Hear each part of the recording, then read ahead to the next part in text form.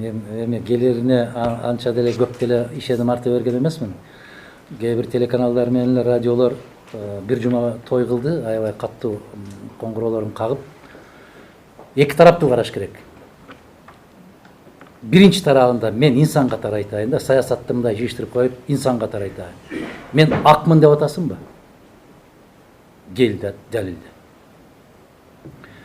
Эгер акмын, бирок Кыргызстанда сот системасы актыкты тактап бергенге күчү жетпейт деп жарыя кылды.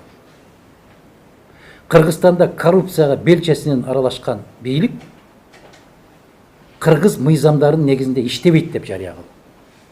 Анан мен ишеним артам, мен үмүт кылам, барсам баары мыйзамдын чегинде каралышы мүмкүн, саясий сооданы токтотушубуз керекпиз.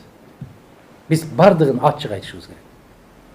Келбей калышы бул демек Кыргызстанда мыйзам иштебейт деген сөз.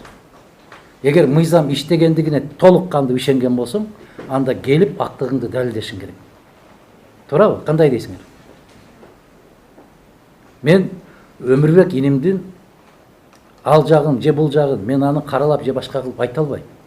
Аны айта турган тийиштүү органдар бар. Бирок ошол тийиштүү органдар бүгүнкү күндө кыргыз мыйзамдарына дал келип иштебейби? Анда өзүңдүн пикириңди билдир да.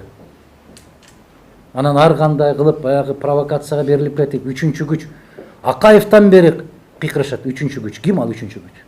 Бирөө жарым көргөнбү? Бирөө жарым кармап көрдүбү ошол үчүнчү күчтү? Эгер Кыргызстанда үчүнчү күч бар экенин билген болсоң, ошол укук коргоо органдары тезектерип жүрөбү? Эгер жөнөкөй саясатчы билсе үчүнчү күчтөр бар экенин, кандай дейсиңер? Мына Ислам Абдыганиевич 2000 жылы бир жыйын өткөргөндө ошондо айткан, коррупция деп айтып атат, коррупцияны көргөн киши барбы деп. Ким аны менен барып учурашып амандашып көрдү деп.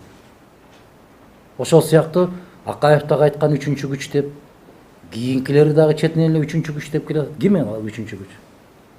Билген болсоңор айтып койгулачы. Мага аябай кызык да саясатчы катарында. Ким экен ошолор? Жөн эле биз диагнозду так айтышыбыз керек. Мен бара албайм, себеп Кыргызстанда мыйзам иштебейт. Ушинтип эле айтып коюш керек да, кесе. Анан кийинкилигине бара турган жолуна кичине бир эшик калтырып койгон саясатчылардан тажаган жокпузбу? Кандай дейсиңер?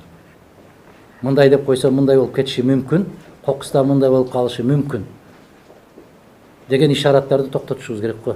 Кесе эле айтыш керек го дейм да. Түшүнөм, эч кимге жакпайсың. Чындыкты айткан сайын тууганыңдан, досуңдан алыстайсың, бирок жаратканга жакындайсың дейт.